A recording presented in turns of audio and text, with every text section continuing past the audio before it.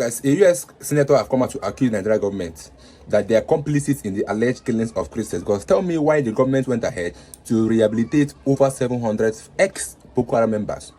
Our government forgave and pardoned over 700 plus terrorists back in the community. And then they have not done anything about the killings of Christians in Nigeria. So now a U.S. senator is accusing Nigeria government of complicit or being complicit in the alleged killings of Christians and demand sanction.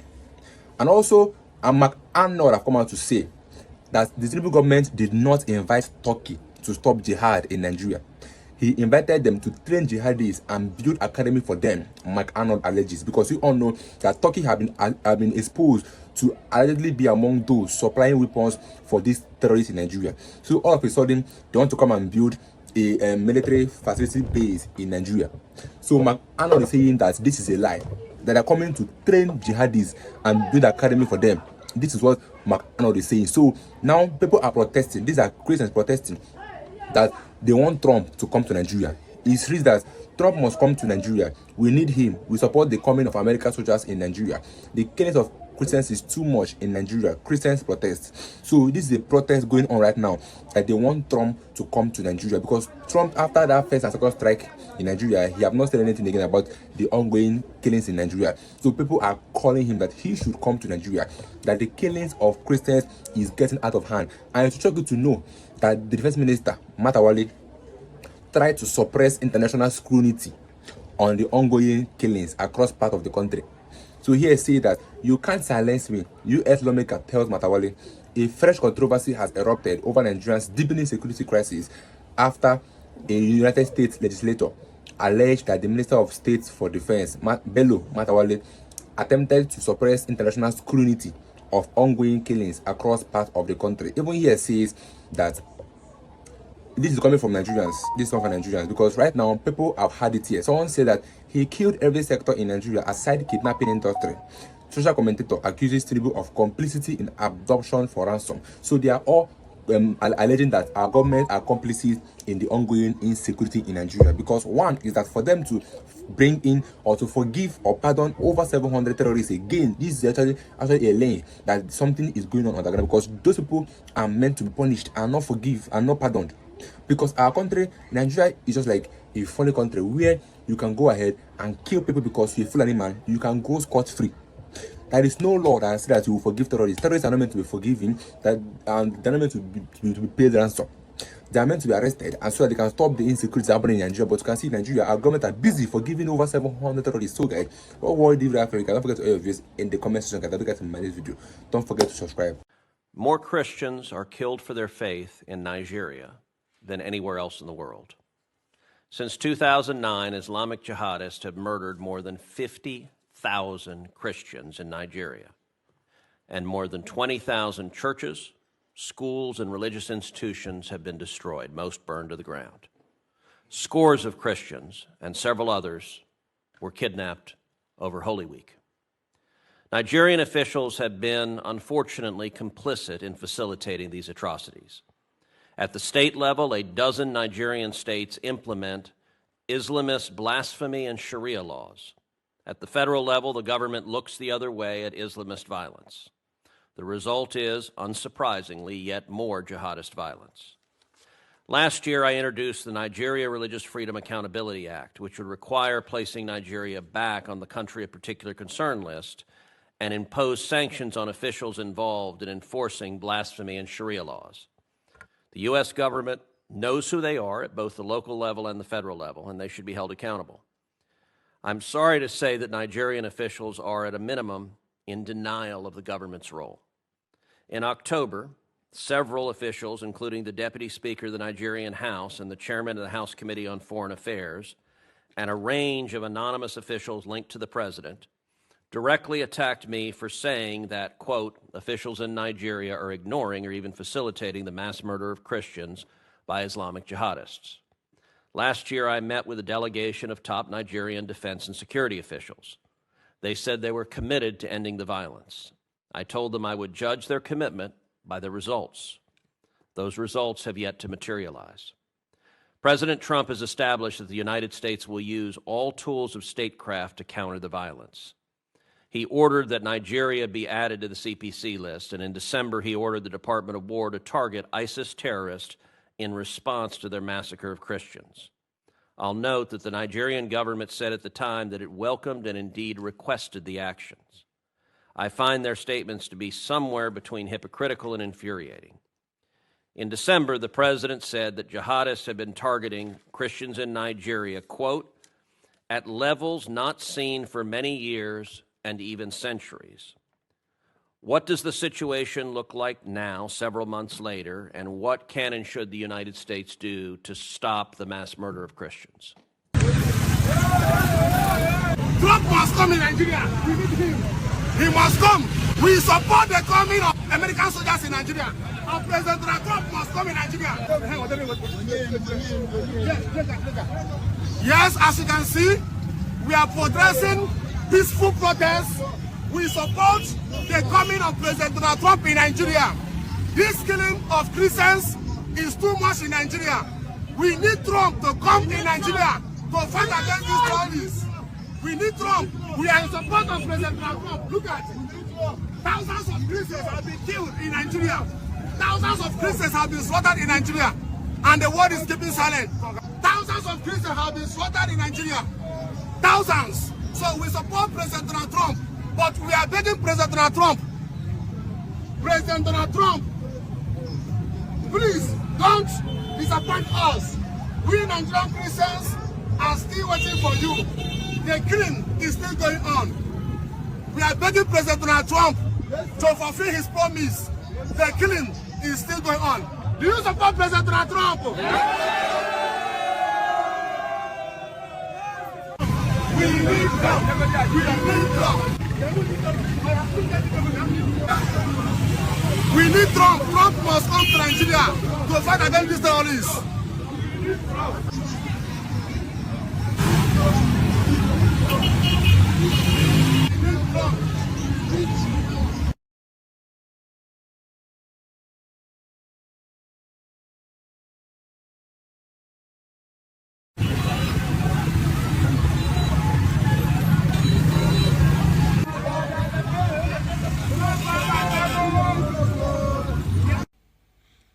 Another 700 plus so-called repentant terrorists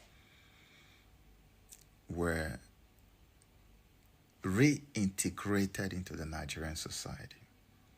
And you need to understand that the term reintegration is diabolically deceptive, because you do not reintegrate someone into a place they never originally came from. These murderers, these genocidal murderers, these killers, these terrorists are at best mercenaries who were in the past used by authoritarian regimes in Nigeria, who brought them into Nigeria to come and cause trouble, to come and help them win elections, or to kill Christians like they did during the Biafran War.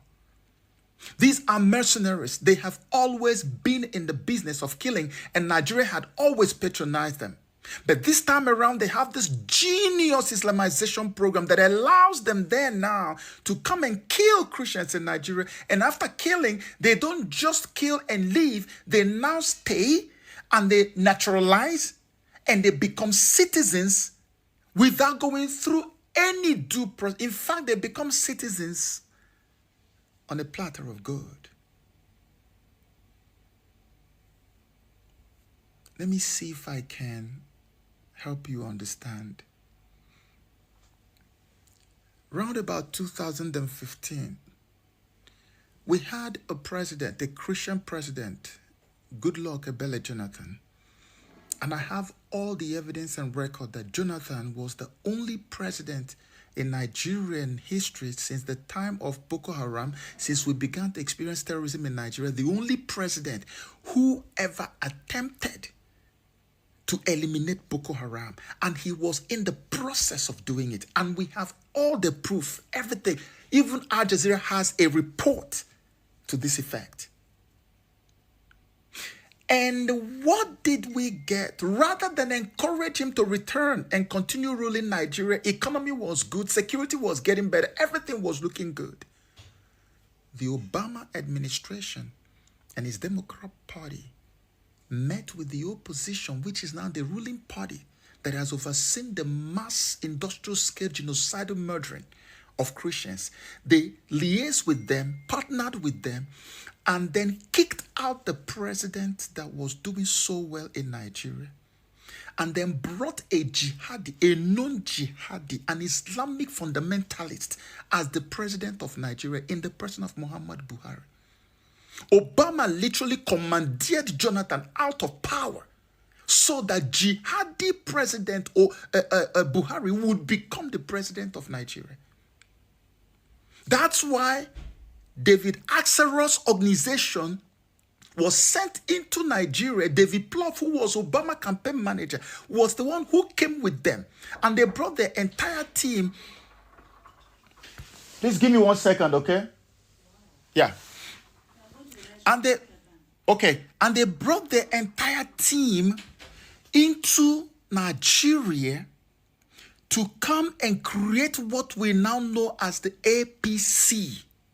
This party that is so diabolically wicked that the only way Nigeria survives today is for this APC to die. That's what the Democrats came to create in Nigeria. And that was the vehicle that brought Buhari to power. And the moment Buhari came into power, one of the first things he did was set in motion a program called Operation Safe Corridor. Operation Safe Corridor is also known as the Repentant Terrorist Program, where these genocidal terrorists from different parts of Africa who have violated the territorial integrity of Nigeria in the process of coming into Nigeria to kill, they are allowed to disembowel pregnant women on a large scale, pull out their babies and slaughter and cut the babies in pieces. They are allowed to decapitate and amputate, to cut people into pieces like meat sold in the market. They are allowed to go into Christian villages, take over entire locations, take over homelands, farmlands, kidnap people in hundreds. Children are raped random like there is nobody's business. You take their mothers and you turn them into breeding machines. Take the young girls and marry them out at such a tender age. And their men, you kill them. The young boys, you radicalize them and convert all of them into Muslims. Few days ago, Boko Haram just released a video of over 400 Christians they took. They have converted all of them into Muslims by force. The ones that survived. Anybody who refused to be converted got killed like an animal. So after doing all of this, the people who do this are pulled out of the killing fields, even when they are not asking for it. They are pulled out and sent into a very cozy, beautiful place where they call rehabilitation center, where they are provided with everything they need. And after just about 2 or 3 months or so, they are pulled out through an elaborate ceremony. They are brought out and shown to the whole country and said, hey, these are the guys who were killing. They have now repented. They will now be reintegrated into the society.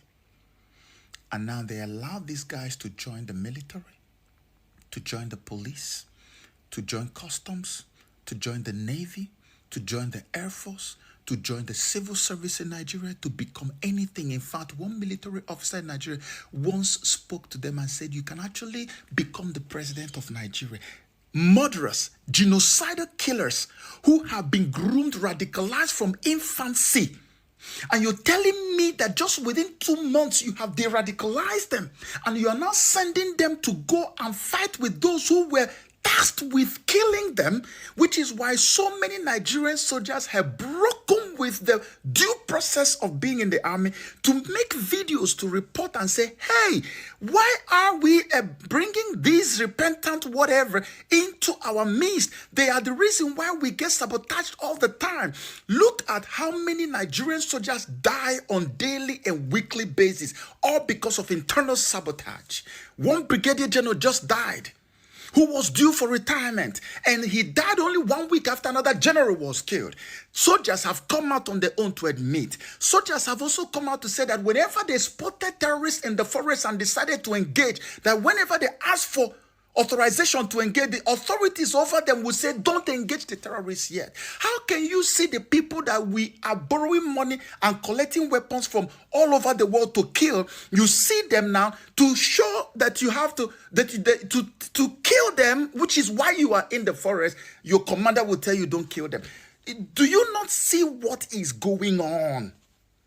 Do you not see that this is a migration, forceful migration to displace our people, to displace our service people and replace them with terrorists, so that before you know it, we have a terrorist military, a terrorist police, a terrorist immigration, terrorists everywhere. They will just wear uniform and you think they are normal people. You don't know these are the same terrorists who have been killing your people in the bush. They are the ones you're now dealing with in uniform. This is what is happening. No wonder every day, look at how many times this shameful act has happened, where the military is caught framing the Igbo people of the eastern part of Nigeria. You brought videos that were referring to some other people. You claim is in Igbo land. 2, 3, 4, how many times? Now police has joined them. A criminal that was outed in the UK, they went and squeezed Igbo name there, because we are no longer dealing with proper normal Nigerians or people. We are now dealing with infiltrated units and services in Nigerian service units. So you don't even know who is behind all this thing, whether they are the terrorists that have infiltrated all these places. You are pardoning them on such a large scale. But Mazi Nnamdi Kanu from eastern Nigeria, because he's an Igbo man, is languishing in jail in Sokoto. Mazi Nnamdi Kanu, you guys claim for what he said, he is going to be in jail. But killers who are still killing, who still owe allegiance to their commanders in the forest, who are still loyal to their commanders in the bush, you are pardoning them. And you will still pardon more. The time has come for all of us to rise up.